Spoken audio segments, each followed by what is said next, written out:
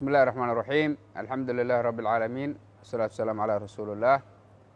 waxaa maantay si guul ah noogu dhammaaday ciyaarihii tartanka kubadda cagta ee dowlad goboleedyada dalka Soomaaliya iyo gobolka Banaadir runtii ciyaarahaas waxa ay ku bilowdeen si xiiso leh wanaagsan aad u qurux badan ciyaaraha waxa marti gelinayay maamulka gobolka Banaadir waxayna noogu qabsoomeen si aad iyo aad u wanaagsan biidin illaahi maantay oo ah 31 bisha December ayay noo soo gabagaboobmeen ciyaarahaas ay noo soo si wanaagsan noogu soo dhamaadeen waxaan rabaa halkaan inaan uga hambaleeyo dhammaan ciyaartoyda dowlad goboleedyada Soomaaliya iyo maamulka gobolka Banaadir ciyaartoydiisa waxaan rabaa oo kale inaan ugu hambaleeyo halkaan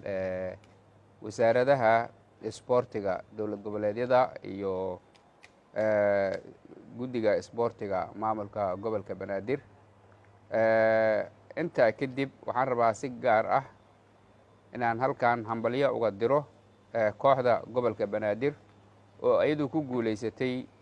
koobkii tartanka kubadda cagta ee dowlad goboleedyada iyo maamulka gobolka Banaadir runtii dadaal badan iyo asluub badan iyo xirfad aqooneed ayay soo bandhigeen waxaan rabaa inaan si gaar ah ugu mahad celiyo tababarihii kooxda gobolka Banaadir iyo goolhayihii kooxdaas anigoo guud ahaan uga mahad celinaya dadaalkii ay la yimaadeen kooxda oo dhan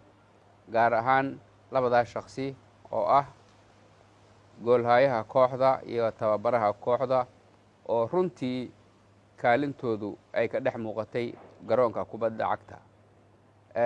waxaan leeyahay hambalyo sanadkan kiisa xiga ku gaara nabad bashbash iyo barwaaqo aad iyo aad ayaan ugu hambalyaynaynaa ugu feestaynaynaa